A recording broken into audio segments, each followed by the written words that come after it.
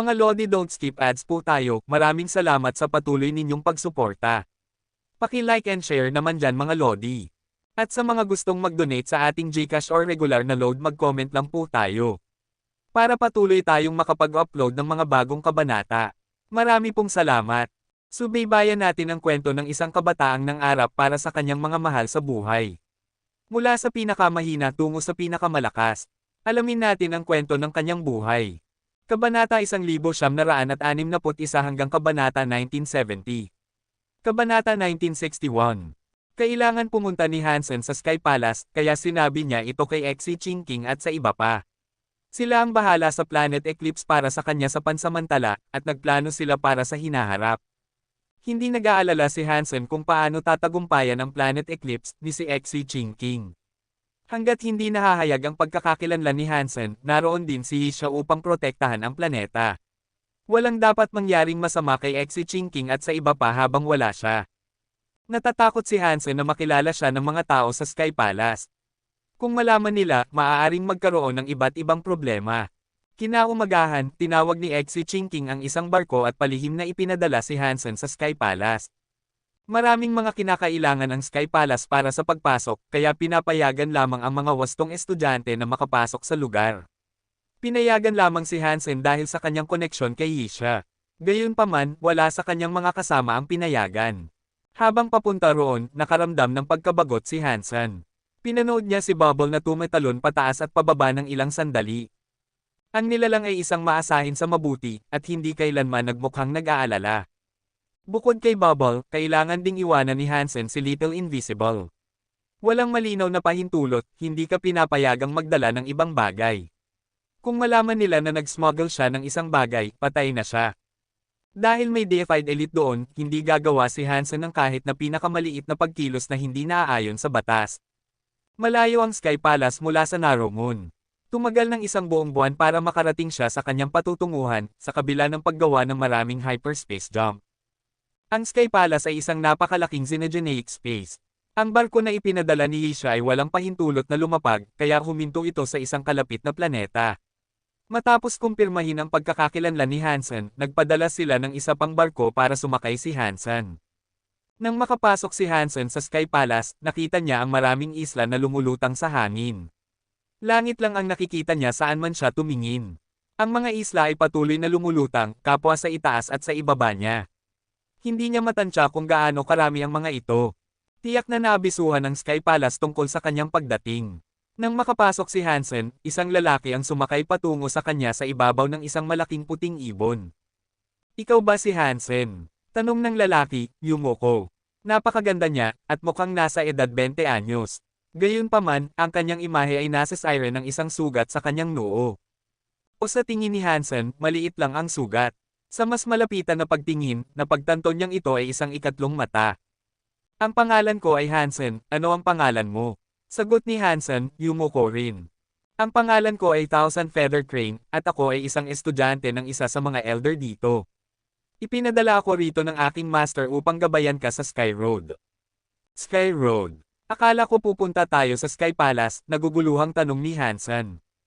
Hindi mukhang nagmamadali si Thousand Feather Crane, kaya sinabi niya, gumawa ng patakaran ang unang master. Ang sino mang hindi estudyante na pumupunta rito ay dapat maglakad mag-isa sa Sky Road. Kung hindi ka makadaan dito, nangangahulugan iyon na hindi ka tagapagmana ng isang deified. Sa ganoong kaso, ikaw ay tatanggihan. "Patawad po. Naiintindihan ko. Pakiakay na ako, kung gayon." Natutuwa si Hansen. Ayaw pumasok ni Hansen sa Sky Palace. Kung mayroong ganoong patakaran kung saan kailangan niyang maglakad sa Sky Road, maaari niyang sadyang mabaigo sa pagsubok. Pagkatapos ay makakauwi na siya. Pakiusap. Ginawa ni Thousand Feather Crane ang kilos, at ibinaba ng puting ibon ang ulo nito. Sumakay si Hansen sa likod nito, at pagkatapos ay inutusan ni Thousand Feather Crane na lumipad ito. Tumaas ito patungo sa pinakamalapit na lumulutang na isla na nakikita nila. Habang dinadala sila ng ibon doon, tinanong ni Hansen si Thousand Feather Crane para sa karagdagang impormasyon tungkol sa Sky Road. Maraming lumulutang na isla ang Sky Palace, at kahit na ang isang estudyante tulad niya ay hindi matansya ang dami ng mga ito. Gayunpaman, ang pinakasikat ay hindi ang isla kung saan nakatira ang mga pinuno. Sa katunayan, ito ang isla na binibisita ng mga nagsisimula. Tinawag itong Skydor Island. Ang Skydor Island ay hindi masyadong malaki. 1 kilometro lang ang haba nito, at mga 100 metro ang lapad. Mayroong isang pinto at isang landas na bato lamang. Ang sinumang pumunta sa Xenogeneic space na ito, kabilang ang mga deified elite, ay kailangang pumunta sa islang iyon. Kailangan nilang tahakin ang mga hagdan na bato, maliban kung gusto nilang ituring na kaaway. Walang espesyal sa Skydor Island. Ang pinto at ang mga hagdan ay ordinaryo. Ito ay isang bagay na may kahulugan sa ilalim ng hood, higit sa lahat. Ngunit kapag naipasa mo na ang lahat ng mga hagdan, mararating mo ang Sky Road. Ang mga hagdan ng Skydor Island ay nasa tapat mismo ng pangunahing isla. Sa pagitan ng dalawang isla, mayroong isang higanting ubas na gourd na bumubuo sa daan. Kung gusto mong makapasok sa Sky Palace, kailangan mong lampasan ang ubas at makarating sa isla. Kung mahulog ka, nangangahulugan iyon na hindi ka karapat-dapat. Kapatid na Thousand Feathers, ano ang espesyal sa ubas na gourd na ito? Tanong ni Hansen nang may pagkamausisa nang makita niya ang Skydor Island. Ngumiti si Thousand Feather Crane at sinabi, huwag kang mag-alala. Ang Sky Road ay hindi nakasalalay sa iyong lakas. Kung ito ang iyong tadhana, ang isang ordinaryong tao o nilalang na hindi pa nakakabuo ng Geno Armor ay makakarating sa islang iyon. Ikaw ay isang estudyante ng Knife Queen, kaya dapat kang may uri ng tadhana. Dapat mong maabot ang pangunahing isla. Gusto pang magtanong ni Hansen, ngunit ang ibon ay nasa harap na ng Skydor Island ngayon. Lumapag ito sa harap ng isang pintuan na gawa sa bato. Kapatid na Hansen, pakiusap. Ginawa ni Thousand Feather Crane ang kilos patungo sa pinto. Bumaba si Hansen sa ibon at umakyat sa ibabaw ng plataporma na bato. Nang tumingin siya sa itaas, may 1,000 hagdan na umaabot sa langit. Sa dulo ng mga hagdan ay ang berdeng ubas na mukhang isang dragon na nakapatong sa gitna ng mga ulap. Maraming berdeng gourd ang nakasabit sa ubas. Ang ilan ay kasing laki ng mga gusali, samantalang ang iba ay kasing liit ng isang daliri. Lahat sila ay berde. Matapos magpasalamat ni Hansen kay Thousand Feather Crane, dumaan siya sa pinto at nagsimulang umakyat sa mga hagdan. Patungo siya sa ubas na gourd. At gaya ng sinabi sa kanya, ang mga hagdan na bato ay walang espesyal. Hindi nagtagal, nakarating si Hansen sa dulo. Ang malaking ubas na gourd ay nasa harap niya. Sapat na ang lapad nito para makapadaan ng isang karwahe. Paano ka mahuhulog sa ubas na ito? Dapat may ibang puwersa na gumagana dito, ngunit ano man ito, hindi naisip ni Thousand Feather Crane na sabihin sa akin, naisip ni Hansen. Ginamit ni Hansen ang kanyang Dunction Aura upang tingnan. Ang ubas na gourd ay may katatagan ng isang makina. Parang mas matibay ito kaysa kay Clear Sea King, na isang hari. Nagulat si Hansen. Ang gourd na ito, na mas nakakatakot kaysa sa isang tunay na dragon, ay mas malaki kaysa sa isang King Class Elite. Sino ang nagmamalasakit? Hindi naman ako dadaan hanggang sa dulo, anyway. Kung may masamang mangyari, tatalo na lang ako pababa. Pumunta si Hansen patungo sa ubas na gourd, plano niyang matalo sa paligsahan. Kabanata 1962. Sa isang isla sa Sky Palace, isang lalaking nasa katanghalian ng edad na nakasuot ng kulay abong damit ang nakamasid sa ubas na gourd. Ama, ano ang tinitignan mo? Isang dalaga ang lumapit sa lalaking nasa katanghalian ng edad na nakasuot ng kulay abong damit at tumingin sa parehong direksyon. Ang estudyante ng Knife Queen ay nasa Sky Palace. Nasa Sky Road siya ngayon, sabi ng lalaking nasa katanghalian ng edad na nakasuot ng kulay abong damit.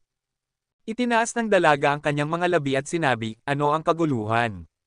Maraming mga tagapagmana ng mga hari ang pumupunta sa Sky Palace para magsanay. Ang pagkakaroon niya rito ay hindi dapat magkaroon ng epekto. Bukod dito, siya ay estudyante lamang niya. Hindi naman parang anak niya ito. Ngumiti ang lalaking nasa katanghalian ng edad at sinabi, ang Knife Queen ay ang paboritong estudyante ng matanda. Humingi siya ng pahintulot sa matanda upang payagan ang kanyang sariling estudyante na pumunta rito para magsanay. Pumayag ang matanda ng walang pag-aalinlangan. Kung makakatawid siya sa Sky Road, bibigyan siya ng matanda ng pwesto sa White Jade Building, kahit na ano. Nanlaki ang mga mata ng dalaga. Ang matanda ay nagpakita ng labis na paboritismo. Kami ang tunay na mga estudyante ng Sky Palace, at kailangan naming makapasok sa top 10 para makuha ang isang pwesto sa White Jade Building. Wala siyang nagawa, at nakakuha siya ng pwesto. Hindi patas iyon. Tumawa ang lalaking nasa katanghalian ng edad na nakasuot ng kulay abong damit. Walang ganoong bagay na patas. Pag-aari ng matanda ang Sky Palace, kaya malaya siyang gawin ang mga bagay na nagpapasaya sa kanya. Lady Su, tandaan na ang bawat isa ay may iba't ibang opinyon tungkol sa kung ano ang tumutukoy sa patas. Kung hindi mo naiintindihan ito, maaaring magkaroon ng masamang mangyari sa iyo. Tumango ang dalaga. Mukhang naiintindihan niya, ngunit hindi pa lubos. Mabilis na tumingin ang dalaga. Ngumiti siya at sinabi, hindi mahalaga kung gaano siya kagusto ng matanda, kung hindi siya makakatawid sa Sky Road, walang silbi ang pagtatalo. Hindi naman lahat ay makakatawid sa Sky Road, pagkatapos ng lahat. Malalaman niya sa lalong madaling panahon kung gaano kahirap ang pagtawid na iyon. Ngumiti ang lalaking nasa katanghalian ng edad na nakasuot ng kulay abong damit. Lady Su, masyadong wala kang karanasan. Kung ipinadala siya rito ng Knife Queen, may tiwala siyang makakadaan siya. Ngayon kailangan nating malaman kung kaya niyang mapuko ang banal na presensya mula sa banal na gourd. Nakaramdam ng lungkot si Lady Su, at sinabi niya, bihira lamang na ilabas ng gourd ang banal na aura para sa aming mga wastong estudyante.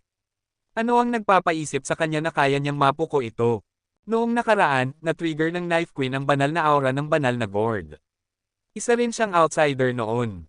Nakakuha siya ng banal na kutsilyo na gawa sa gourd, kung hindi niya maabot ang king class sa murang edad. At pagkatapos ay naging kalahating deified ng napakabilis pagkatapos. Malaki ang nakatulong ng gourd na iyon, sabi ng lalaking nasa katanghalian ng edad na nakasuot ng kulay abong damit. Tunay na henyo ang Knife Queen. Kahit na ang matanda ay nagsabi na maaari siyang maging isang deified being. Hindi ko alam ang tungkol sa kanyang estudyante, kahit na. Narinig ko na siya ay isang crystallizer, tandaan mo. Binigyan siya ni Kung Fei ng isang deified feather, at wala pa ring naglakas loob na tanggapin siya. Makikita mo kung gaano siya kahusay mula doon, sabi ni Lady Su, kumikislap ang kanyang mga mata. Umiling ang lalaking nasa katanghalian ng edad na nakasuot ng kulay abong damit. Hindi siya tinanggihan dahil sa kakulangan ng talento. Tinanggihan siya dahil sa kawalang tatag ng kanyang mga gene. Mahirap hulaan ang kinabukasan ng isang lalaki na katulad niya. Ano man ang kaso, magiging isang malaking panganib ang pag-invest sa kanya. Tingnan natin kung gaano siya kahusay, kung gayon, sabi ni Lady Su. Sinulyapan ni Hansen ang higanting ubas na gourd na mukhang dragon. Humakbang siya dito, upang makarating sa pangunahing berdeng ubas. Ngunit nang humakbang siya dito, nagulat siya. Ang ubas na gourd ay maayos, ngunit ang mga gourd ay nagsimulang manginig. Ang bawat isa sa kanila, para silang mga manika na nanginginig habang nakasabit sa mga ubas. Medyo nakakatakot. Ngunit bukod sa pagyanig, wala silang ibang ginawa. Imposible. Mukhang napakalakas, ngunit tiyak na panloloko lang iyon. Kung mahulog ako ngayon, papatayin ako ni Isha. Naisip ni Hansen iyon, at nagpas siyang magpatuloy sa paglalakad. Saan man siya pumunta, nanginginig ang mga gourd. Kung hindi sila nakakabit sa ubas, tiyak na lumilipad na sila. Nang makita ni Hansen na wala silang ibang ginagawa kundi ang manginig, nakarelax siya at nagpatuloy sa paglalakad sa ubas. Naisip niya, hindi maaaring ganito kasimple ang Sky Road. Dapat may espesyal na trick dito. Maglakad tayo pasulong at tingnan natin. Nagpatuloy sa paglalakad si Hansen sa ubas na gourd, habang ang mga tao sa kabuuan ng Sky Palace ay nagulat. Tumingin si Thousand Feather Crane patungo sa mga paa ni Hansen at nakita ang mga gourd na nanginginig ng mabangis. Halos lumabas ang kanyang mga mata sa kanilang mga socket. 20 taon na siya sa Sky Palace, at nakita na niya ang maraming nilalang na naglalakad sa Sky Road. Ang ilan ay nakatawid sa ubas ng walang insidente, ang ilan ay natamba ng nagagalit na ubas, at ang ilan ay nakakuha ng pag-aproba ng isang banal na gourd at binigyan ng banal na aura. Nang tumawid si Thousand Feather Crane sa Sky Road, nakatanggap siya ng banal na aura mula sa isang banal na gourd. Iyon mismo ay isang bihirang bagay. Ngunit hindi pa niya nakikita ang ganitong pangyayari dati. Lahat ng mga gourd ay mukhang natatakot kay Hansen, at nanginginig sila na parang gusto nilang makatakas sa kanya. Ano ba ang problema ng taong ito? Pinanood ni Thousand Feather Crane si Hansen na tumitawid sa mga banal na gourd. Nakita rin ito ni Lady Su at ng lalaking nasa katanghalian ng edad na nakasuot ng kulay abong damit. Nag-udyok ito kay Lady Su na magtanong, nang may labis na pagkagulat, Ama, ano ang ginagawa ng mga gourd na ito? Mukhang hindi sila nagbibigay ng banal na aura. Ngunit hindi ko pa naririnig na ang mga gourd ay tumutugon ng ganito sa paglapit ng isang tao. Tumingin ang lalaking nasa katanghalian ng edad na nakasuot ng kulay abong damit sa ubas at sinabi, kakaiba ito. Hindi naaprubahan ng mga gourd ang kanyang talento, ngunit natatakot sila sa kanya. Natatakot sa kanya ang mga gourd. Imposible. Isa lamang siyang Viscount. Ang banal na gourd ay isang deified plant. Kahit na isang deified elite ang tumatawid, hindi dapat matakot. Isa lamang siyang Viscount, paulit-ulit na sabi ni Lady Su, tumutulo ang kanyang pagkamangha. Hindi dapat mangyari ito, ngunit mukhang natatakot nga ang mga Gord. Hinimas ng lalaking nasa katanghalian ng edad na nakasuot ng kulay abong damit ang kanyang panga at tumingin kay Hansen na nasa ibabaw ng ubas na Gord ng may interes. Sa Sky Palace, maraming tao ang nakatuon na ngayon kay Hansen. Ang bawat isa doon ay may kakaibang ekspresyon. Saan man siya pumunta, nanginginig ang mga Gord ng may takot sa isang radius na 10 metro sa paligid niya. Nang dumaan si Hansen, at lumabas sila sa radius na iyon, babalik sa kanilang dating anyo ang mga Gord. Habang naglalakad si Hansen, wala nang nangyari bukod sa panginginig ng mga Gord. Sa katunayan, nagparamdam ito ng lungkot kay Hansen. *Man 8, mangyari na sana ang isang bagay. Hindi ako pwedeng tumalon pababa. Kung babalik ako ngayon, papatayin ako ni Isha. Mabilis na nag-iisip si Hansen ng solusyon. Ngunit ang kanyang mga minutong pag-iisip ay walang kabuluhan. Bago pa niya namalayan, nakarating na siya sa kabilang dulo ng ubas na Gord. Nakarating siya sa mga hagdan na bato sa pangunahing isla, at hindi pa rin nagkaroon ng reaksyon ang Gord. Kabanata 1963. Kakaiba. Lahat ng Gord ay nagpakita ng reaksyon, ngunit hindi sila nagbigay ng banal na aura. Talagang kakaiba ito. Sa loob ng isang gusali, isang lalaki mula sa lahi ng Sky ang kumunat ang noo habang pinapanood niya si Hansen na tumatawid sa Sky Road. Malalim siyang nag-iisip. Lahat ng tao sa Sky Palace ay nagpakita ng katulad na ekspresyon. Hindi pa nila nakikita ang isang banal na Gord na tumutugon ng ganoon, kaya walang nakakaalam kung ano ang ibig sabihin nito. Kung may talento si Hansen, bibigyan siya ng banal na Gord ng banal na aura. Ang kanyang potensyal ay kailangan pang matukoy. Saan man siya pumunta, ang mga Gord ay nagpakita ng reaksyon, ngunit ito ay isang reaksyon na walang bunga. Napakakaiba nito. Nakaramdam ng lungkot si Hansen. Akala niya makakauwi na siya sa pamamagitan ng pagkabigo sa ilalim ng kahangahangang mga pangyayari, ngunit ang Sky Road ay walang espesyal. Para itong ordinaryong tulay, talaga, maliban na mas mahaba ito. Umaakyat din ito. Humakbang si Hansen sa pangunahing isla, at pagkatapos ay sumakay si Thousand Feather Crane sa kanyang ibon patungo sa kanya. Sinabi ni Hansen sa kanya, ang ubas na Gord ay nanginginig lamang. Dapat ba itong takutin ang mga tao para mahulog?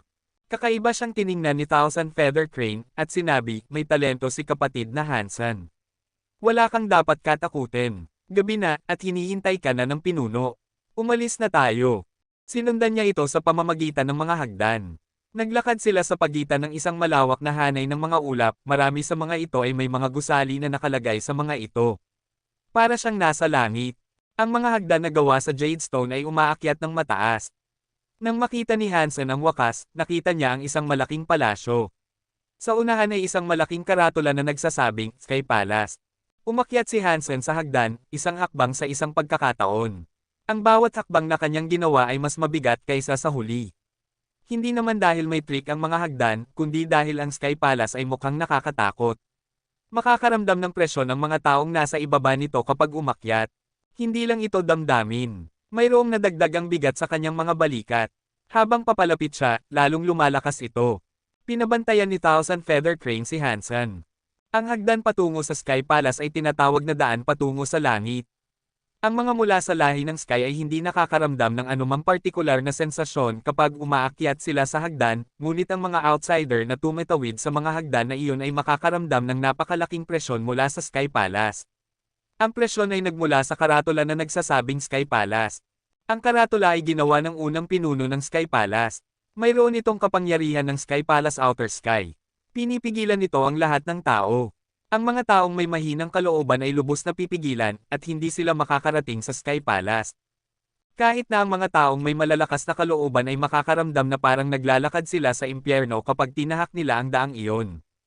Karamihan sa kanila ay mapapagod habang umaakyat. Pinagmamasdan ni Thousand Feather Crane si Hansen, sakaling mahulog siya. Kung mahulog siya, dadalhin ni Thousand Feather Crane si Hansen sa Sky Palace. Trabaho niya ang gabayan siya doon. Si Hansen ay inanyayahan ng pinuno ng Sky Palace. Tinawid na niya ang Sky Road, kaya hindi siya hahayaan ni Thousand Feather Crane na madurage ng daan patungo sa langit. At magmumukhang masama kung siya ay gumapang papasok. Hindi nagtagal, nakita niya si Hansen na kumunat ang noo. Mas binigyan niya ng pansin si Hansen, handang tulungan siya kung siya ay mahimatay. Ang unang pinuno ng Sky Palace ay makapangyarihan. Dalawang salita lang ang sapat na upang mapabagsak ang mga tuhod ng karamihan sa mga tao. Karaniwan, ang mga Dukes lamang ang makakayanan ang presyon at makapasok. Si Hansen ay isang Viscount lamang kaya hindi kaiyahiya para sa kanya na hindi mapanatili ang kanyang mga paa. Ngunit ang mga taong unang dumaan lamang dito ang makakaramdam ng presyong ito. Hindi na nila ito mararamdaman kapag nakatawid na sila at iyon ang pinakakamangha-manghang bagay tungkol sa daan patungo sa langit. Kumunat ang noo ni Hansen at nagpatuloy sa pag-akyat sa hagdan. Ordinaryo ang kanyang lakad at walang senyales na nahihirapan siya. Tiningnan niya ang karatula na nagsasabing Sky Palace. Naintindihan ni Hansen ang mga damdaming ibinubunga ng mga salita at naunawaan niya kung gaano ito nakakatakot. Ipinagmalaki niya ang sinumang nag-iwan ng mga salitang iyon doon. Hindi lumaban si Hansen gamit ang kanyang kalooban. Pumunta siya roon para magsanay, kaya hindi siya naroon para magdulot ng problema. At ang pinuno ay guro ni Isha. Ayaw niyang mapahiya ang sarili, kaya hindi niya ito nilabanan. Tinanggap niya ang mga damdaming ibinigay sa kanya ng dalawang salita. Kakaiba ang mga damdamin ng Sky Palace. Pakiramdam ni Hansen ay dinudurog siya. Lalong nagiging mahirap ang paglalakad, at sa huli ay nagsimulang pawisan ang kanyang noo. Tumanggi si Hansen na lumaban sa mga damdaming ibinigay ng mga salita, ngunit napakahirap pa ring tiisin ang mga ito. Kung si Hansen ay walang malakas na kalooban, siya ay mapapabagsak sa lupa at hindi na makagalaw. Pinagmasdan ni Thousand Feather Crane ang mga pawis sa noo ni Hansen, at napansin na para bang kakalabas lang niya sa tubig. Kumunat ang kanyang noo. 100 hakbang pa lang ang kanilang naakyat, at gayunpaman, pawis na pawis si Hansen. Napakasobra nito. Isang Viscount siya, kaya walang paraan na makakaya niya ang 1,000 hakbang. Ngunit kung ang sitwasyon ni Hansen ay magpapatuloy ng ganoon, maaaring hindi man lang siya makarating sa ika-200 hakbang. Malakas ang Sky Palace. Nagulat si Hansen. Hindi ginamit ni Hansen ang kanyang sariling kalooban upang subukang sirain ang kalooban ng Sky Palace, ngunit halata na napakalakas nito upang pigilan siya ng ganoon. Hindi alam ni Hansen kung ano ang gagawin. Dahil nagpas siyang hindi lumaban si Hansen, hindi niya planong palayain ang damdamin. Tinanggap niya ang presyon at nagpatuloy lang. Napakabigat nito, para bang may buong bundok siyang pasan. Ang bawat hakbang na kanyang ginawa ay nag-iiwan ng hagdan sa likod niya na basa ng pawis. Patuloy na nararamdaman ni Hansen ang presyong iyon habang naglalakad siya, at habang nagpatuloy siya, may natutunan siya. Ito ay isang dalisay na damdamin, at hindi ito nagmula kay Hansen. Ang intensity ng pagpipigil ay nagsimulang magbigay kay Hansen ng isang uri ng inspirasyon. Ang kapangyarihan ng Dangshan Aura ay maaaring itago lamang ang kanyang mga pandama. Hindi ito nakaapekto sa kanyang katawan. Kung ang Dangshan Aura ay maaaring mapigilan ng ganoon, ang kapangyarihan ay aabot sa isa pang antas. Habang nagpatuloy sa paglalakad si Hansen, lumuwag siya. Pinayagan niyang bumagsak sa kanya ang presyon ng lubusan. Umaasa siyang matuto ng isang bagay mula sa mga salitang iyon. Lalong nagiging mahirap para kay Hansen ang paglalakad. Nang makarating siya sa ika-200 hakbang, kinailangan niyang gumastos ng maraming kapangyarihan para sa bawat hakbang pasulong. Buhatin nakita. Nakita ni Thousand Feather Crane si Hansen na malapit ng mahimatay, kaya nagpas siyang tulungan siya. Kabanata 1964. Naghihirap si Hansen sa ilalim ng teksto ng Sky Palace. Hindi siya makapag-focus sa ibang bagay, at hindi niya narinig ang sinabi sa kanya ni Thousand Feather Crane. Nakita naman ni Thousand Feather Crane na nahihirapan si Hansen. At walang pag-iisip, lumapit siya para hawakan ito. Relax, ayos lang. Ngumiti si Thousand Feather Crane habang tinutulungan si Hansen. Malakas ang mga damdamin sa paligid ng Sky Palace, ngunit may dugo ng Sky si Thousand Feather Crane.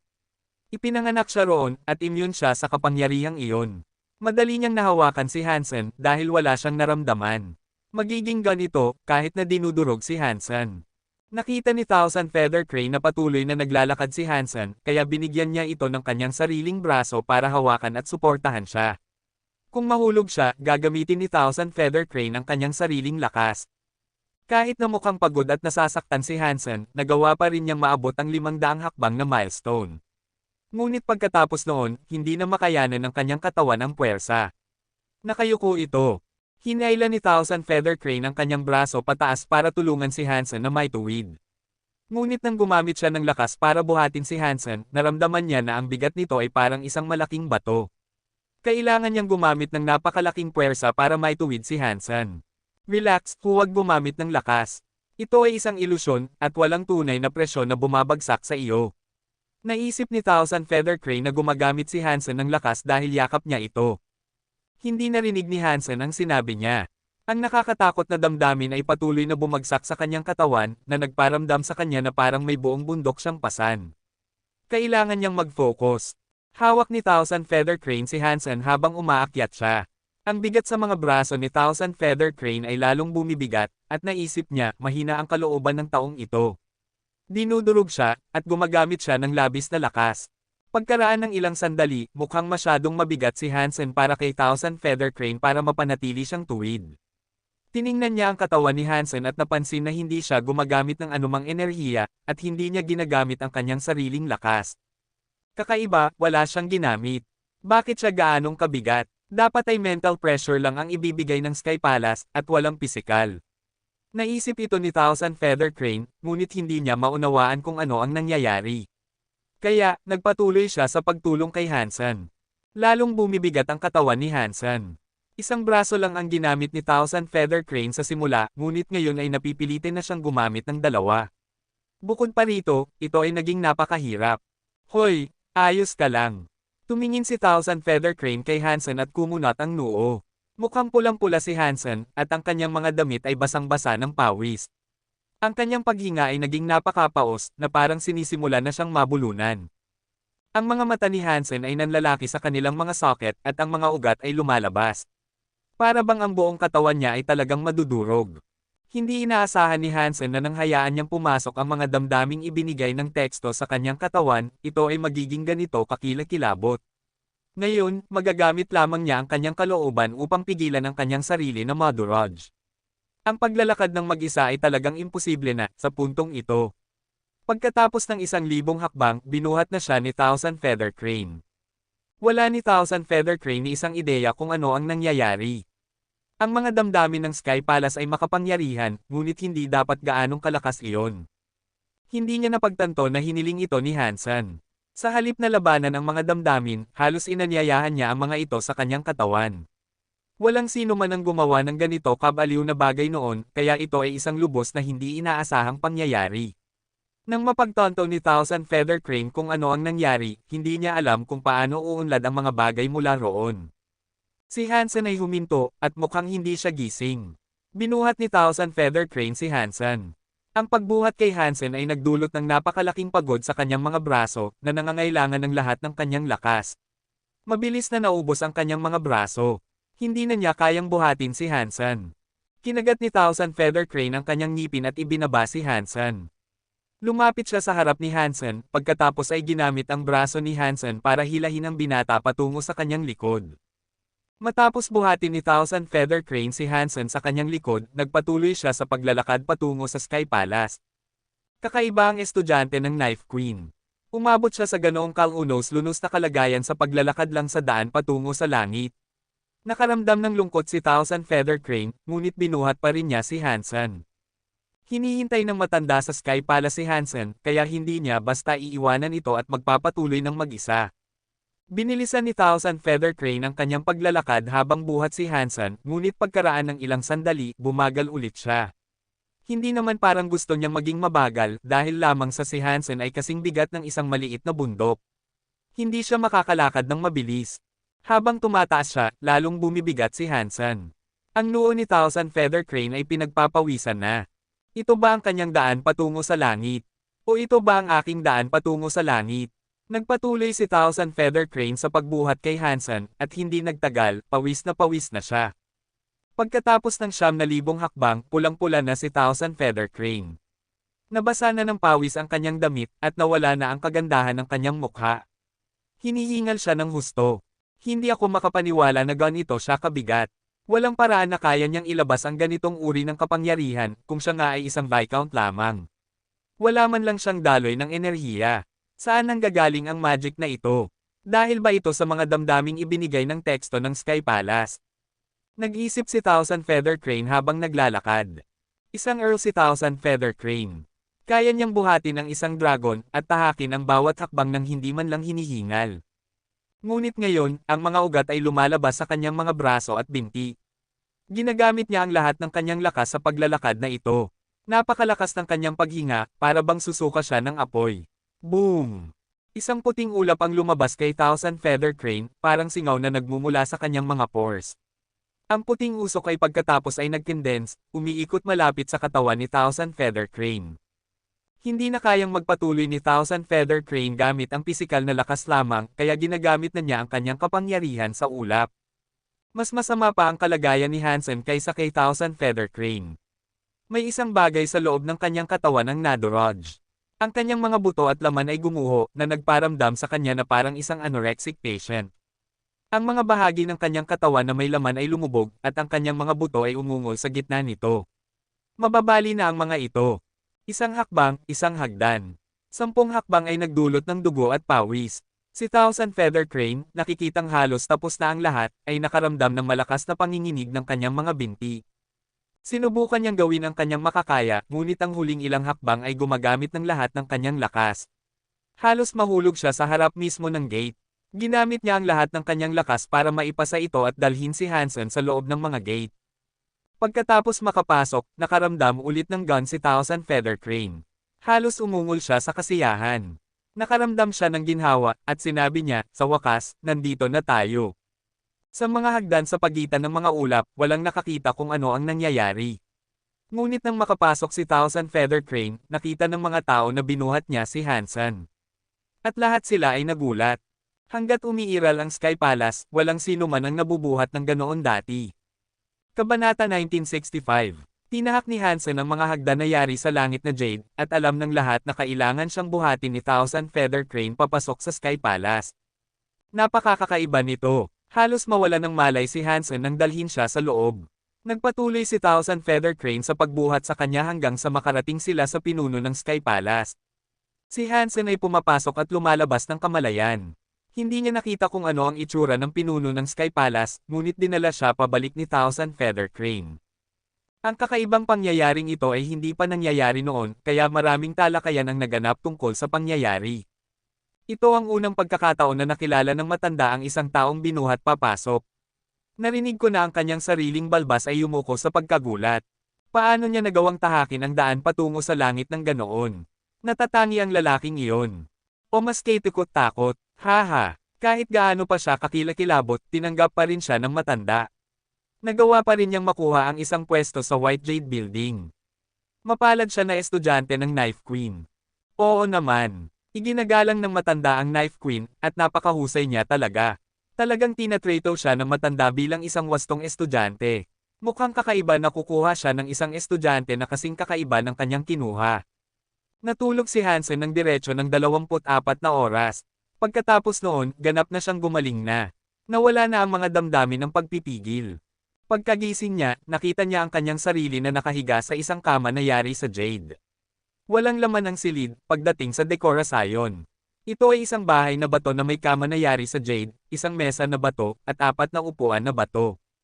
Nag-inat si Hansen at nakaramdam ng maganda. Ang pagpapapasok ng mga malupit na damdaming iyon sa kanyang katawan ay isang napakasakit na bagay na pagdusahan, ngunit hindi ito walang kabuluhan.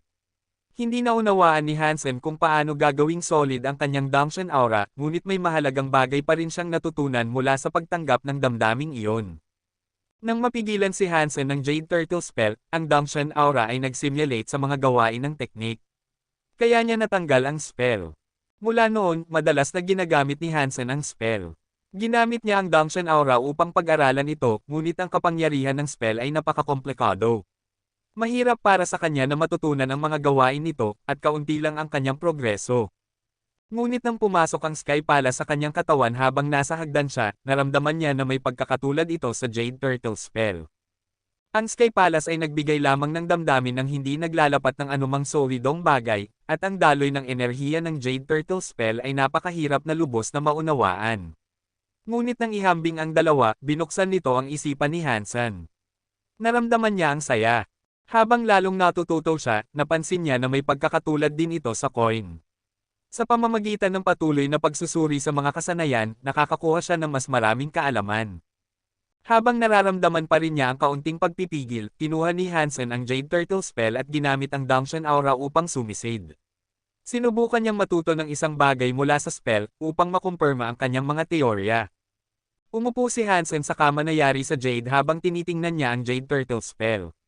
Ngunit mabilis niyang natuklasan na ang Jade Turtle Spell ay kumilos na parang hamina na ito. Dati itong parang Jade, ngunit ngayon ay parang bato na. Pagkaraan ng 2 araw, biglang pumutok ang Jade Turtle Spell at naging alikabok. Naging walang silbi na ito. Nagulat si Hansen, ngunit natuwa siya rito. Marami siyang natutunan. Nawala si Hansen sa loob ng ilang araw, at ang mga alingawngaw ay kumakalat sa palasyo. Naniniwala ang mga tao na si Hansen ay nasa mini-coma sa loob ng maraming araw, at nagtamo siya ng malubhang pinsala. Ilang araw pa lang siya roon, at hindi pa siya nakakakilala ng maraming tao. Ngunit sa kabila noon, naging medyo sikat na siya. Marami sa mga estudyante sa Sky Palace ang mausisa. Gusto nilang malaman kung anong uri ng tao si Hansen. Lumabas si Hansen sa kanyang bahay na bato at napansin na siya ay nakatayo sa isang lumulutang na isla. Mas parang isang malaking bato ito kaysa sa isang isla. Sa labas ng bahay, ang lupa sa paligid niya ay halos kalahati lamang ng laki ng isang baseball field. Sa maliit na islang iyon, mayroong isang baluktot na puno. Hindi alam ni Hansen kung anong uri ng puno iyon, ngunit mukhang kalahati na itong patay, at natatakpan ito ng mga marka ng paso. Ang mga dahon nito ay lahat dilaw, at mukhang handa na itong mahulog anumang oras. Tumingin si Hansen sa paligid. Maliit ang isla, ngunit napakalapit nito sa pangunahing isla. Isa ito sa mga pinakamalapit na isla sa pangunahing isla. Tumingin si Hansen sa paligid, at pagkatapos ay nakarinig siya ng ibon. Isang eleganteng lalaki na nakasakay sa isang malaking puting ibon ay lumipad pababa at lumapag sa isla. Salamat sa pagbuhat sa akin papasok sa Sky Palace, sabi ni Hansen nang may tunay na pasasalamat. Nakatuon si Hansen sa mga damdamin ng pagpipigil, ngunit naalala pa rin niya ang pagbuhat sa kanya papasok sa Sky Palace. Kung hindi niya natanggap ang tulong na iyon, maduraj sana siya sa hagdan. Umiling si Thousand Feather Crane at sinabi, ang pagdadala sa iyo sa Sky Palace ay tungkulin ko. Walang kailangang pasalamatan. Pagkatapos noon, naglabas si Thousand Feather Crane ng isang tablet para kay Hansen at sinabi, ito ay isang Sky Palace Identity Tablet. Ipapakita nito sa iba ang antas ng awtoridad at access na mayroon ka sa loob ng Sky Palace. Siguraduhin hindi mo ito mawawala. Kung mawala mo ito, kailangan mong pumunta sa Clear Hall. Kung hindi, paparusahan ka. Ang Sky Torture Peak ay may tablet na may nakasulat na mga patakaran.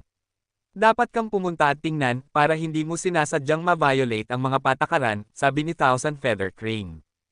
Salamat, Thousand Feather. Makikilala ko na ba ang pinuno ng palasyo ngayon?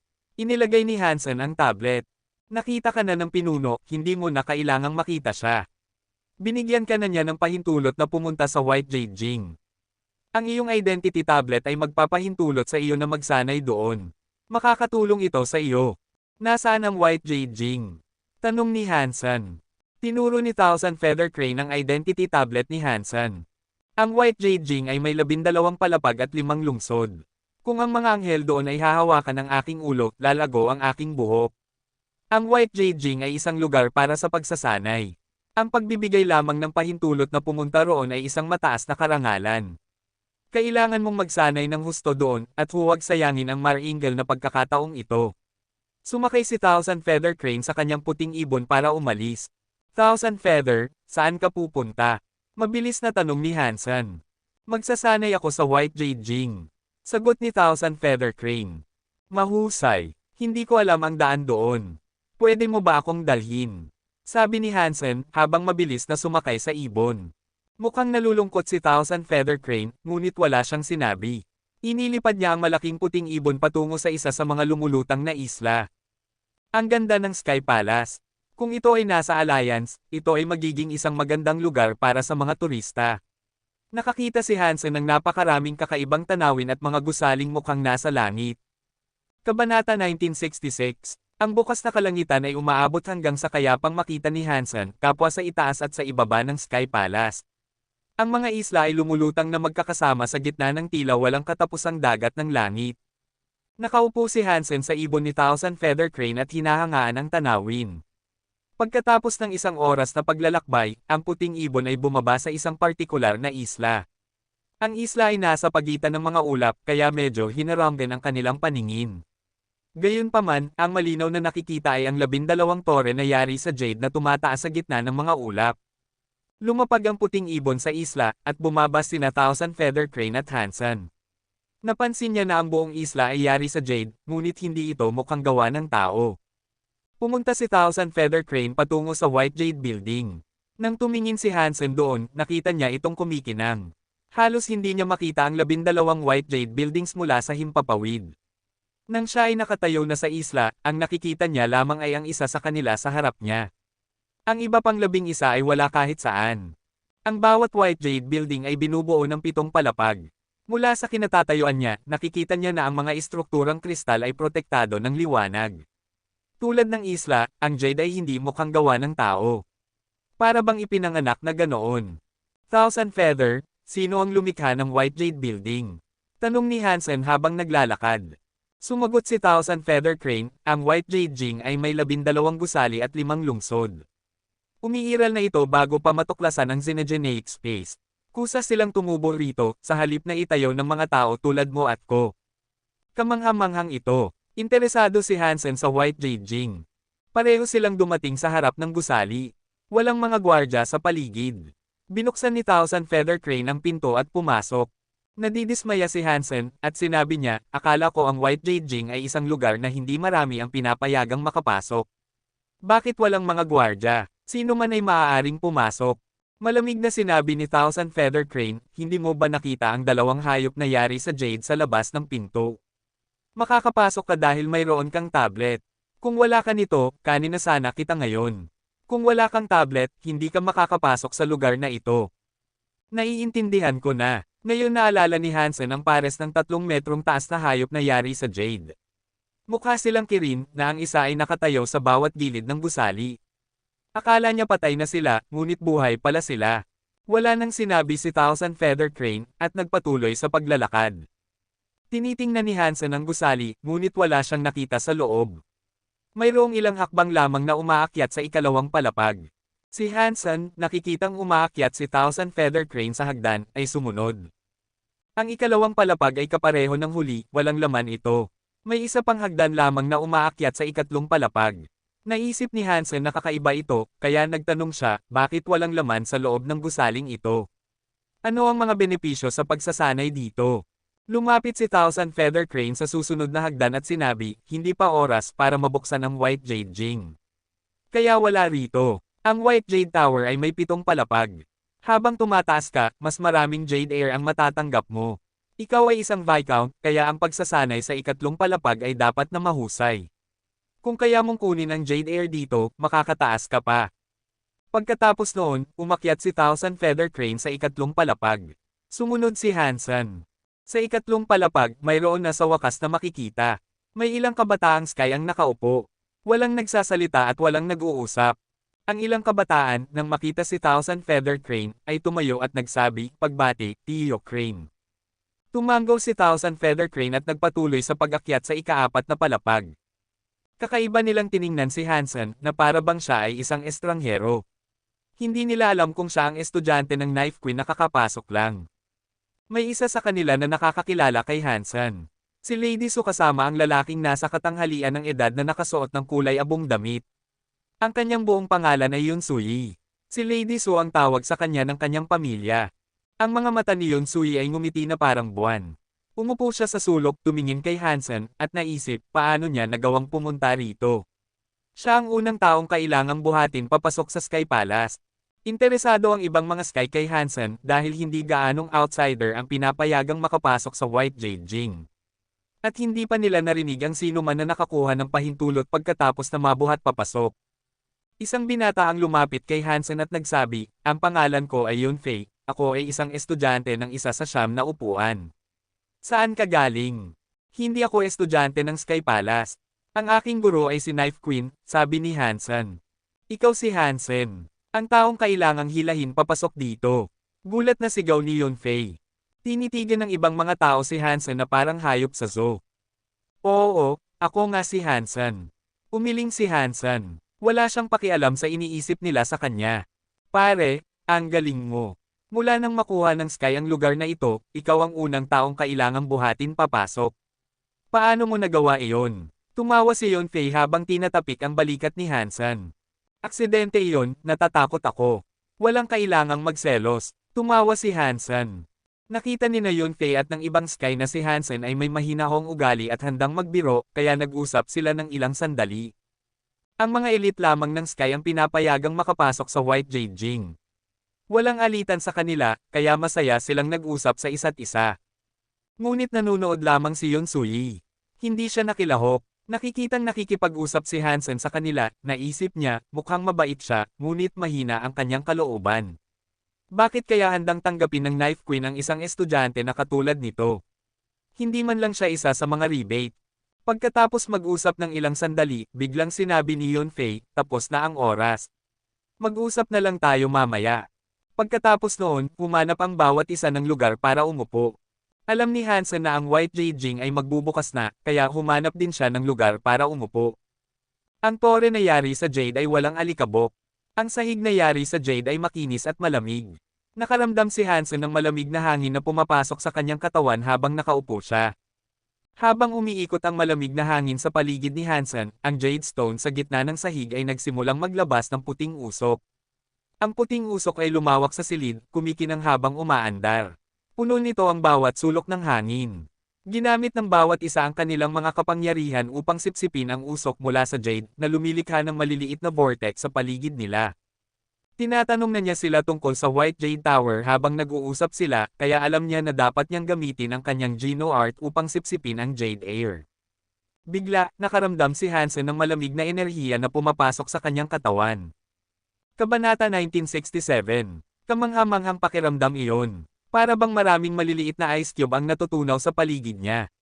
Natutunaw ang mga ito kapag dumampi sa kanyang balat at pagkatapos ay nasisipsip. Habang nasisipsip ang Jade Air sa kanyang mga selula, napansin ni Hansen ang ilang pagbabago na nagaganap sa kanyang katawan. Ang kanyang balat ay nagkakaroon ng kulay Jade. Sa impluensya ng Jade Air, sina Yunfei at ang iba pa ay kumikinang na parang mga kristal. Para silang mga estatwa na yari sa Jade. Ang makapangyarihang Jade Air na ito ay makakapagbago sa mga gene ng katawan. Ang Jade Air na ito ay dapat na mula sa isang xenogeneic gene, tama ba? Naisip ni Hansen sa kanyang sarili. Sinabi ni Left Crazy na ang mga bato ay may sentience, ngunit ang kanilang buhay ay naiiba sa atin. Ang White Jade Jing ay dapat na isang nilalang, at ang Jade Air ay dapat na isang xenogeneic gene. Iyon ay sinabi, hindi ko matukoy ang antas ng White Jade Jing. Gumawa si Hansen ng maraming hula habang sinisipsip niya ang Jade Air. Ngunit ang paghula lang ang magagawa niya dahil ang kanyang mga teorya ay nagmula sa sinabi sa kanya ni Left Crazy noon. Walang sino man ang makakapagpatunay kung ang iniisip niya ay totoo. Ginamit ni Hansen ang The Story of Genes upang sipsipin ang Jade Air, binabago ang enerhiya ng Jade Air. Ang The Story of Genes ay napaka-compatible pagdating sa ibang mga elemento. Pagkatapos sipsipin ang Jade Air, mayroong kapansin-pansing pagpapabuti. Ngunit hindi pa rin ito sapat para makalusot, at mayroong halatang nawawala. Hindi ba sinabi ni Thousand Feather Crane na habang tumataas ka, lalong lumalakas ang Jade Air? Maaaring magamit ko ang mas malakas na Jade Air para makalusot, naisip ni Hansen, tumayo. Naglakad siya patungo sa ikaapat na palapag na may Jade Air sa paligid. Ang ikatlong palapag na may Jade Air nito, ay masyadong kaunti para sa kanya. Ang lahat doon ay isang Viscount, ngunit gumamit si Hansen ng maraming xenogeneic genes upang mapabuti ang kanyang katawan. Mas malakas siya kaysa sa average na Viscount. Makipagkompetensya si Hansen sa mga Earl kung ma-max out niya ang kanyang mga genes bilang isang Viscount. Nang humakbang siya sa ikaapat na palapag, nakaramdam siya ng sobrang lamig. Ang ikatlong palapag ay nakakaramdam ng malamig, ngunit ang ikaapat ay nakakaramdam ng ginaw. Pagkapasok niya, naramdaman niya na parang napadpad siya sa isang ice cave. Ngunit ang lamig na iyon ay hindi makakaapekto sa katawan ni Hansen. Tumingin siya sa paligid ng ikaapat na palapag at nakakita ng ilang mga taong nakaupo sa gitna ng mga umiikot na Jade Air. Bukod sa Sky, mayroong dalawang outsider races. Gayunpaman, si Thousand Feather Crane ay wala sa palapag na ito. Sinipsip ni Hansen ang Jade Air upang makatulong na makalusot gamit ang The Story of Genes, ngunit hindi ito gumana. Kaya, nagpasyang pumunta siya sa ikalimang palapag. Nang makarating siya sa ikalimang palapag, naramdaman niya na parang nagyayelo siya. Huminto siya sa pasukan at naging parang isang tunay na estatwa. Ang Jadesken ay natunaw mula sa yelo hanggang sa tubig, at gamit ang lakas ni Hansen, hindi niya ma-refine ang Jade Air na iyon. Nagsimulang punuin ng Jade Air ang kanyang katawan. Nakaramdam si Hansen ng lamig ng kanyang katawan. Hindi rin naman bumababa ang kanyang temperatura, ang kanyang buhay ang humihina. Nararamdaman ni Hansen na ang kanyang katawan ay nagiging jade, lumulubha. Ginamit niya ang The Story of Genes, ngunit hindi niya kayang labanan ang Jade. Ang kapangyarihan ng gene ng Jade Air ay mas malakas kaysa sa kapangyarihan ng gene ni Hansen. Kaya, ang mga genes sa kanyang katawan ay binabago ng Jade Air. Nagulat si Hansen. Sa loob ng isang palapag, mayroong napakalaking pagkakaiba. Sapat ang kanyang kapangyarihan upang labanan ang Jade Air, ngunit mapawalang saysay nito ang layunin ng pagsasanay doon. Ginamit ni Hansen ang Petrify at ginawang bato ang kanyang sarili. Nang subukang salakayin ng Jade Air ang bato, hindi nito masalakay ang mga genes ng katawan ni Hansen. Pinaginhawa nito ang petrified na katawan ni Hansen na ginagawang mas madali para sa kanya na sipsipin. Kapag gumagamit ng Petrify, ang tanging skill na magagamit ni Hansen ay ang The Story of Genes. Kaya, nang walang pag-aalinlangan, inactivate niya ang The Story of Genes upang sipsipin ang Jade Air sa paligid niya. Nasipsip ng kanyang petrified na katawan ng Jade Air. Nagpatuloy siya sa paggamit ng The Story of Genes, at habang ginagawa niya ito, ang kanyang petrified na katawan ay naging Jade.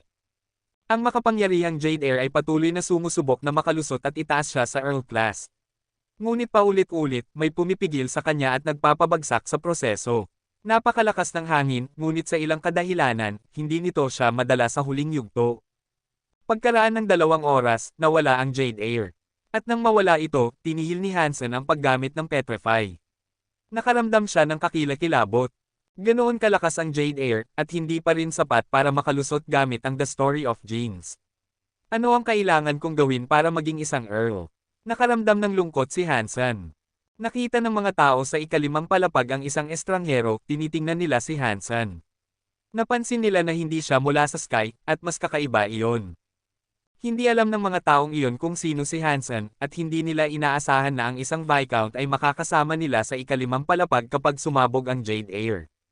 Kaya, nahulaan nila na si Hansen ay isang Earl. Hindi na natili si Hansen at nakipag-usap sa kanila, at dumiretso siya sa ika-6 na palapag. May Petrify siya, kaya hindi siya masisira ng Jade Air.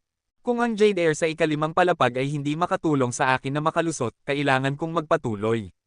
Naglakad si Hansen sa ika-6 na palapag. Maraming tao ang nagsasanay doon. Hindi pa oras para sumabog ang Jade Air doon, ngunit walang nakapansin kay Hansen. Tumingin si Hansen sa paligid ng ika-6 na palapag, at muli ay hindi niya nakita si Thousand Feather Crane. Kaya, umakyat siya sa ika-7 palapag. Nahanap niya ito doon sa ika-7 palapag. At sa ika-7 palapag, bukod kay Hansen mismo, may 3 tao sa kabuuan. 2 sa kanila ay mula sa sky, at ang isa sa kanila ay kalbo.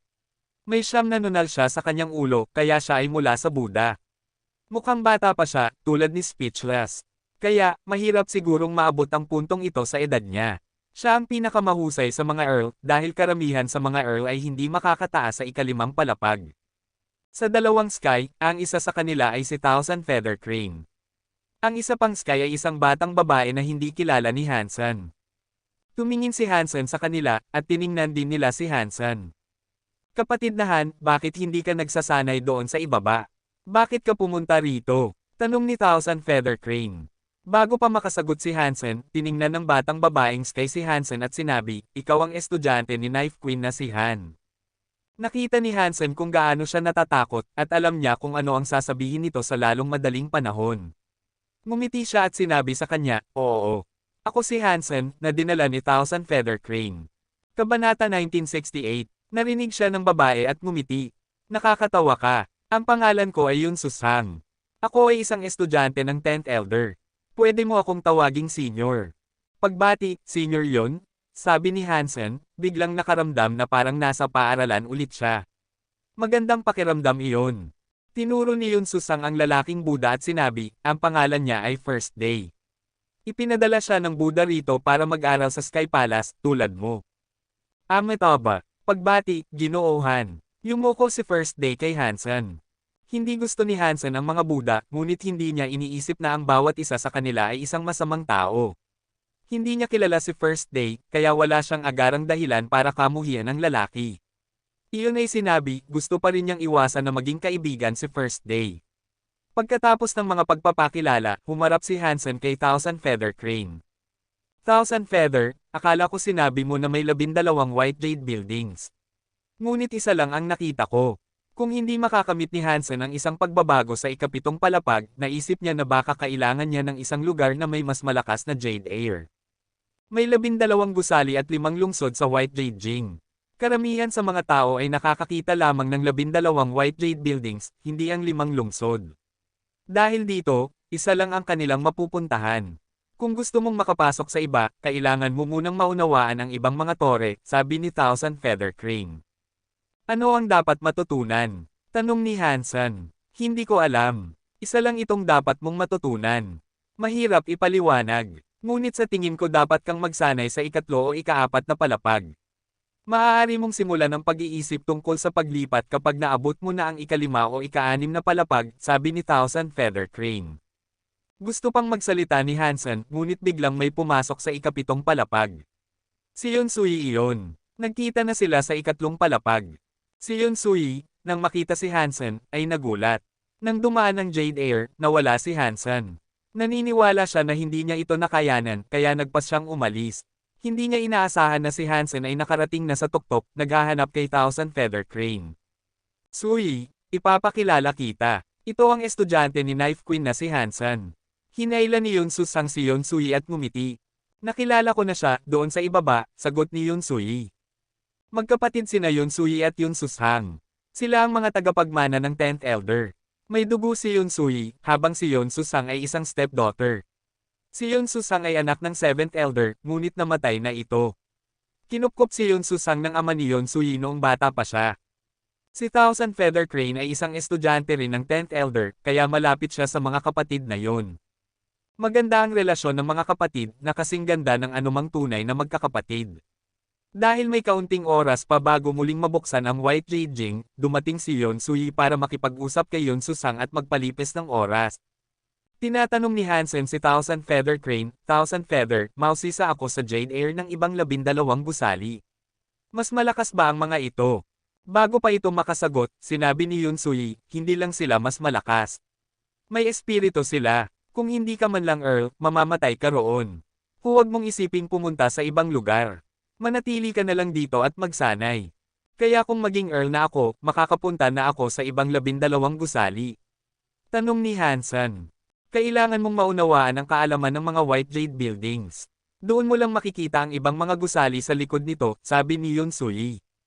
Sina Thousand Feather Crane, Yunsusang, at First Day ang pinakamahusay sa mga Earl. Hindi ba nila maintindihan ang kaalamang ito? Naisip ni Hansen sa kanyang sarili. Alam niyang ito ay isang bagay na hindi niya dapat sabihin ng malakas. Alam naman ni Yonsui ang iniisip ni Hansen. Ngumiti siya. Nauunawaan na nina kapatid na Crane at ng aking kapatid. Marami na ring tao sa ika-6 na palapag ang nakakaunawa. Ngunit sa 12 gusali, ang unang ito ang pinaka-tamed. Ang Jade Air dito ang pinakamadaling i-refine, kaya pinakamabuti na manatili rito hanggang sa maging Marquis ka na. Nang marinig ito, kumunat ang noo ni Hansen sa pag-iisip. Kung ang Jade Air dito ay itinuturing na mild, gaano kaya kitikot ang Jade Air sa ibang mga gusali? Kung hindi ako makakalusot dito, baka makapunta ako sa ibang White Jade Buildings. Hindi ko lang alam kung ano ang kailangan kong maunawaan tungkol sa mga istrukturang ito. Pagkatapos mag-usap ng ilang sandali, biglang napansin ni Yunsusang ang oras. Pagkatapos, kinausap niya si Yonsui. Sisubog na ang Jade Air. Umuwi ka na ngayon. Mag-uusap na lang tayo mamaya kapag tapos na ito. Tumanggaw si Yonsui at tumungo sa hagdan. Nakipag-usap pa rin si Hansen kay Thousand Feather Crane, kaya sinabi niya, dapat kang bumaba. Kapag dumating na ang Jade Air, magiging estatwa kang Jade bago ka pa makarating sa ikatlong palapag. Kapatid na Han, bumaba ka na.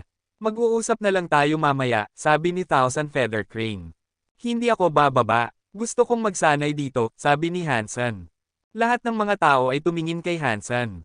Nakita ni Yonsui na siya ay galit at natutuwa. Kahit na ang karamihan sa mga Earl ay hindi naglakas loob na pumunta sa ikapitong palapag.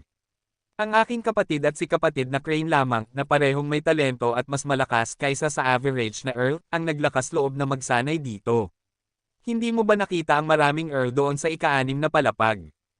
Hindi sila naglakas loob na umakyat. Ano sa tingin mo ang magagawa ng isang Viscount dito? Gusto mo bang maging estatwa? Kapatid na Han, dapat kang bumaba. Kailangan mong gawin ito ng floor by floor, sabi ni Thousand Feather Crane.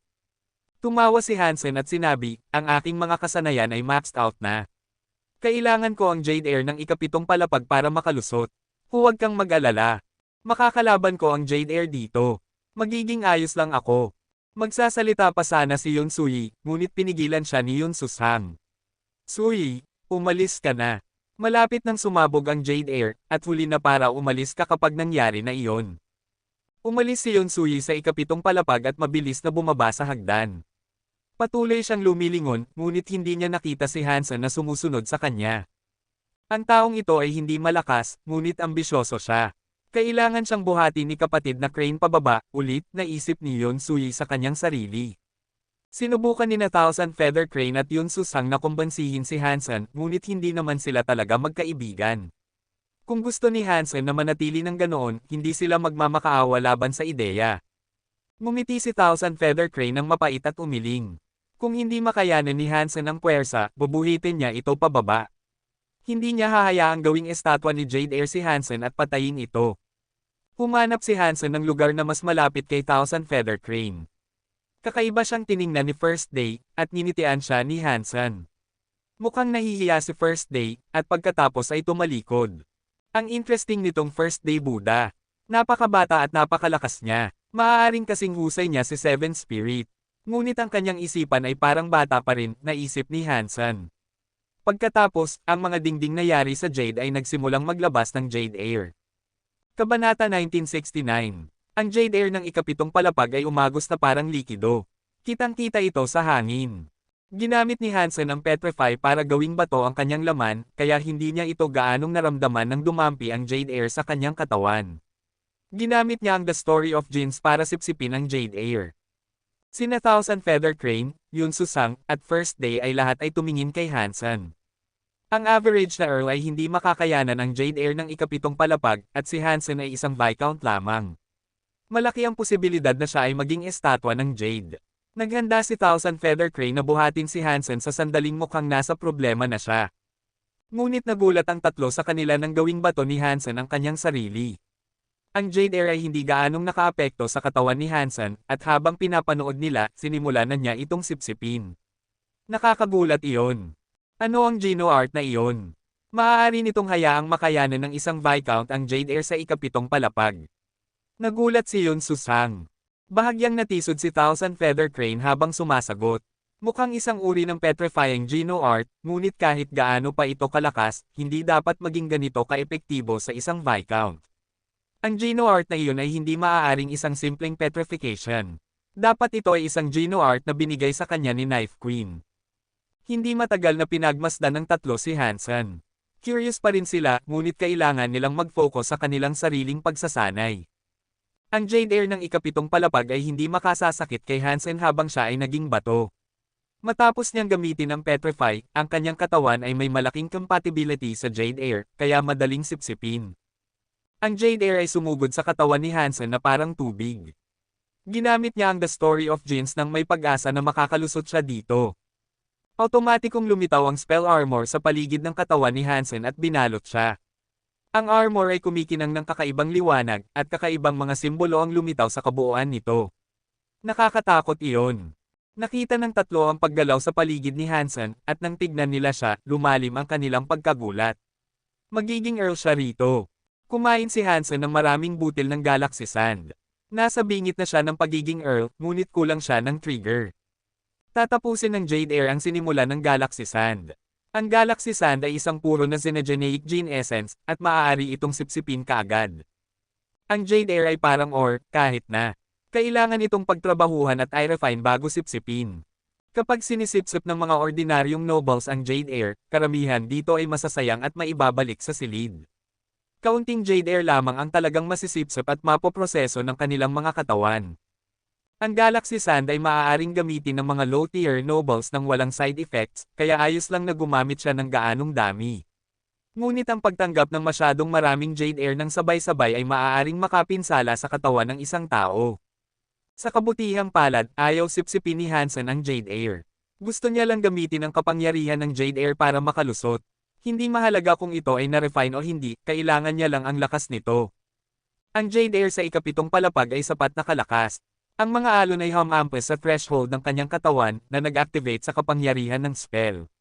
Nagawa nitong simulan ang proseso ng ebolusyon ng kanyang pagiging Earl. Ang mahiwagang spell armor ay nagsimulang mag-shift at magbago ng palagi. Pinagmasdan ni Thousand Feather Crane ang pag-uugali ng armor, ngunit hindi niya sigurado kung ano ang ibig sabihin nito. Nang lumiwanag ang mga simbolo ng spell, para bang ang liwanag ay nabubuhay na. Lumabas ito sa armor na pumapalibot kay Hansen na parang isang grupo ng mga engkantada. Ito ay isang text spirit. Para ito sa espiritu ng ating textless book. Ito ay isang napakabihirang espiritu. Sigaw ni Yun Susang habang tinitingnan ang spell. Bihira ito, ngunit ang mga rebate ay walang Geno art na tulad nyon. Anong Geno art ang kanyang ginagamit? Sabi ni Thousand Feather Crane nang may kunot noo. Ano man ito, ang taong ito ay hindi kasing simple ng hitsura niya. Napaka-interesante nito. Tumingin si Yun Susang kay Hansen nang may interest. Tumingin si First Day kay Hansen nang may pagkamausisa. Kapatid na Crane, ang Geno art na ginagamit ni Hansen. Paano ito kung ikukumpara sa textless book? Umiling si Thousand Feather Crane. Hindi ako nagsanay gamit ang textless book at hindi ko alam kung ano ang Geno art ni Hansen. Mahirap sabihin, ngunit ang textless book ay isang kasanayan na pag-aari ng Sky Palace. Hindi ito magiging mahina kaysa sa anumang ibang Geno art. Nagsagawa ka ng truth spell at iyon ay nagmula sa textless book. At ito ay isang espiritu na lumilikha ng teksto, kaya dapat mong malaman ang higit pa tungkol dito kaysa sa akin. Oo, First Day. Sa tingin mo ba ang iyong espiritu ay mas mahina o mas malakas kaysa sa kanya? Tanong ni Yun Susang kay First Day. Mukhang napakahiya ni First Day, at sinabi niya ang catchphrase ng Buddha. Hindi ko maintindihan ang kanyang teksto, ngunit parang mas malalim ito kaysa sa aking sariling espiritu. Nagulat sina Yun Susang at Thousand Feather Crane nang marinig ito. Ang textless book ay isang kasanayan na hindi lahat ng Sky ay magagamit. Marami itong mga kinakailangan para sa pagsasanay nito. Kaya, kahit na sina Yun Susang at Thousand Feather Crane ay matalino, hindi pa rin nila ito nagawang gamitin. Kahit na iilan lamang ang makakagamit ng textless book sa orihinal nitong anyo, mayroong isang senior sa loob ng Sky Palace na nakapag-extract ng isang bahagi nito na magagamit ng lahat. Tinawag itong truth spell, at kahit na ang ordinaryong Sky ay magagamit ito. Kahit na ang truth spell ay isang maliit na bahagi lamang ng textless book, sapat na ang lakas nito para mapantayan ng ibang sikat na Geno arts. Napakahusay ni First Day dito, at ang kanyang talento ay kitang-kita. Kung naramdaman niya ito, nangangahulugan iyon na ang Geno art ni Hansen ay dapat na napakalakas. Nang umunlad si Hansen, ang espiritu ng spell ay lalong lumakas. Habang umiikot ang mga simbolo, isang vortex ang nilikha. Sinipsip nito ang Jade Air nang may labis na sigla na inilalagay ang kapangyarihan sa katawan ni Hansen. Pang! Isang simbolo ang nabasag, at ang iba pang lumilipad sa paligid niya ay sumabog na parang isang bangkos ng mga paputok. Lahat sila ay nasira. Nagulat sina Thousand Feather Crane at ang iba pa. Akala nila nabigo si Hansen, ngunit pagkatapos, isang higanting spell body ang lumitaw sa likod niya. Pinoprotektahan siya nito. Pang! Ang spell na iyon ay nabasag din. Ang mga piraso ay naging maraming maliliit na spells na bumagsak sa armor. Pagkatapos ay nawala ang mga ito. Nagulat si Thousand Feather Crane, at hindi alam ni Hansen kung nagtagumpay siya o nabigo. Ngunit mabilis, isang kahangahangang kapangyarihan ang nagsimulang magmula kay Hansen. Nang makita ito ng iba, alam nilang tiyak na nagtagumpay si Hansen sa pagiging isang Earl. Ang spell battle body ay naging isang Earl. Ang tinig ay umalangaw-ngaw sa isipan ni Hansen na puno siya ng kagalakan. Pagkatapos ng maraming pagsusumikap, ang The Story of Jinx ay umabot na sa Earl. Kabanata 1970. Tumigil si Yun Sui sa pagsasanay at iminulat ang kanyang mga mata. Ang Jade Air ay hindi na nanggagaling sa mga dingding, kaya tumingin siya sa paligid para makita kung nariyan si Hansen. Wala siya. Bakit hindi pa dinala pababa ni kapatid na Crane si Hansen? Nasa ikaapat na palapag kaya sila. Naisip ni Yun Sui habang papunta siya sa ikaapat na palapag. Walang bakas ni Hansen sa ikaapat na palapag. Kumunat ang noo ni Yun Sui at bumalik sa hagdan, na balak na hanapin ang ikalimang palapag. Ngunit sina Hansen, Thousand Feather Crane, Yun Susang, at First Day ay pababa na mula roon. Mabilis na lumapit si Yun Sui sa kanila, tinitigan si Hansen, sinabi ko sa iyong bumaba nang umalis ako, ngunit masyadong matigas ang ulo mo. Mahusay. Ngayon, sina kapatid na Crane at First Day ay nasayang ang kanilang oras sa pagbaba sa iyo. Ang Jade Air ay nailalabas lamang isang beses sa isang linggo. Kailangan mo pang maghintay ng 7 araw. Hinailan ni Yun Susang si Yun Sui at sinabi, Sui, hindi ganoon iyon. Ano ang hindi ganoon? Tanong ni Yun Sui nang may halatang pagkalito. Sinabi ni First Day, umabot na sa si Ginoohan sa ika-7 palapag. Bumaba na kami ng sama-sama, ngayon na natapos na ang Jade Air. Nang marinig iyon ni Yusui, nanlaki ang kanyang mga mata. Tiningnan niya si Hansen nang may lubos na pagkamangha. Talaga bang nanatili ka sa ika-7 palapag at naging isang Earl? Tumango si Hansen. Hindi niya itatago ang kanyang kapangyarihan. Nadama ni Yonsui ang enerhiya ni Hansen. Nalilito siya, at habang binubuksan niya ang kanyang bibig, wala siyang sinabi. Hindi pa naririnig na ang isang Viscount ay makakayanan ang Jade Air ng ika-7 palapag at maging isang Earl. Hindi ka panipaniwala iyon. Umalis na tayo. Maaari tayong mag-usap pa mamaya. Umuna si Thousand Feather Crane sa paglabas ng White Jade Building. Ang White Jade Building ay saysubog ng 2 beses sa isang araw, at pagkatapos ay magiging dormant ito sa loob ng 6 na araw. Nakalusot si Hansen gamit ang The Story of Jane sa unang araw, kaya wala siyang pakialam sa ibang bagay. Hindi niya natuklasan ang sikreto ng White Jade Building, ngunit ayos lang na maghintay hanggang sa susunod na linggo. Masaya lang si Hansen na naabot na niya ang Earl Class ang spell. Nang magpaalam na sila, pinigilan ni Yun Susang si Hansen at sinabi, Hansen, sina kapatid na Crane at ako ay pupunta sa Xuanyuan Cave sa loob ng 2 araw. Kung mayroon kang oras, maaari kang sumama. Kung hindi mo tinututulan ang aking pakikilahok, gusto kong sumama, sabi ni Hansen. Nagtakda sila ng oras para magkita, at pagkatapos ay binigyan ni Thousand Feather Crane si Hansen ng masasakyan pauwi sa kanyang lumulutang na isla. Sa Sky Palace, magiging mainam na magkaroon ng flying mount.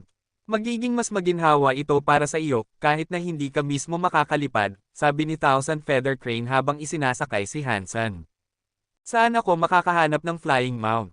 Pwede ba akong bumili sa labas ng Sky Palace?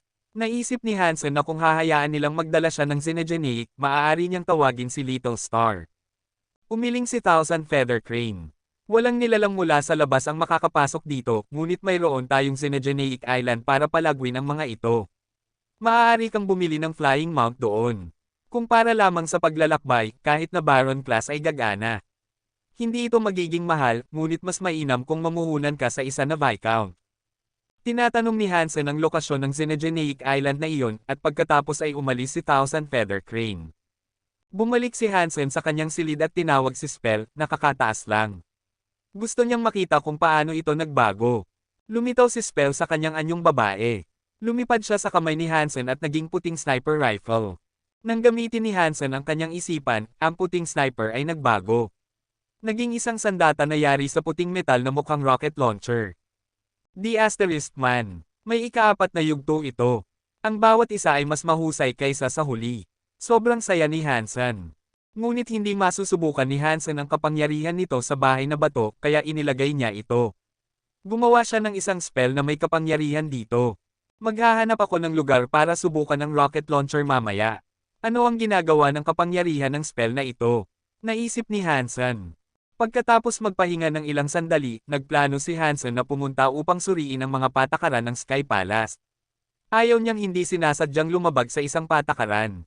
Wala siyang flying mount, kaya ginamit niya ang kanyang sariling kapangyarihan para lumipad.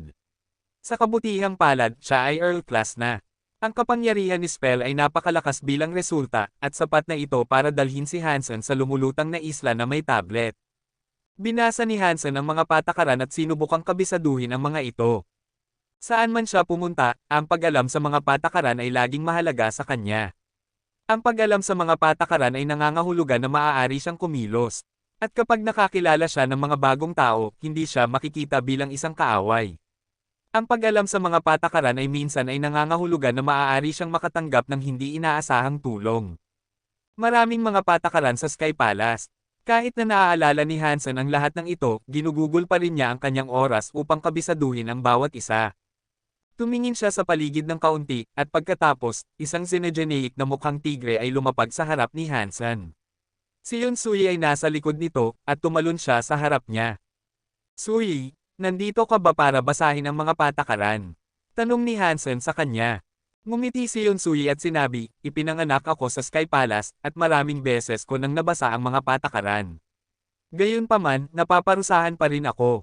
Maaari kong sabihin ang bawat isa ng nakapikit, kaya hindi ko na kailangang basahin ang bagay na ito. Ibig sabihin ay hinahanap mo ako. Tumingin si Hansen sa paligid. Walang ibang tao roon maliban sa kanya. Tumango si Yonsui at sinabi, alam ng aking kapatid na wala kang flying mount, kaya dadalhin kita para bumili.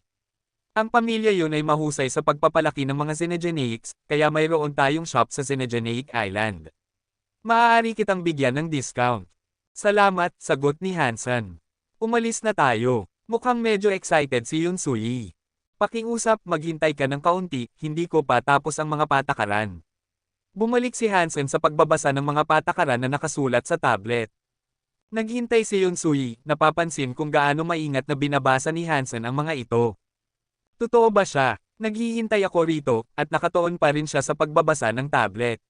Naghintay si Yonsui ng ilang sandali, at nagpatuloy si Hansen sa pagbabasa.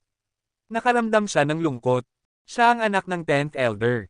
Maraming lalaki ang gustong lumapit sa kanya, ngunit hindi siya pinapansin ni Hansen, at binibigyang pansin ang mga hanggal na patakaran. Napakatoon niya, para bang nagbabasa siya ng isang makapangyarihang Geno art. Kung hindi siya inutusan ni Yonsu-sang na maging mabait, umalis na sana si Yonsui. Pagkaraan ng ilang sandali, natapos na ni Hansen ang pagbabasa. Pagkatapos, tumalon si Yonsui sa tuktok ng lumilipad na tigre. Ngumiti siya kay Hansen. Dadalhin na kita sa Xenogeneic Island ngayon. Sumunod ka. Pagkatapos noon, tinapik ni Yonsui ang tigre. Pagkatapos, inilatag ng tigre ang mga pakpak nito at lumipad sa mga ulap. Napakabilis nito. Matagal kitang hinintay, kaya ngayon ay pwede kang mahirapan ng kaunti, naisip ni Yonsui ng may ngisi. Sinadya niyang umalis bago makasakay si Hansen sa mount.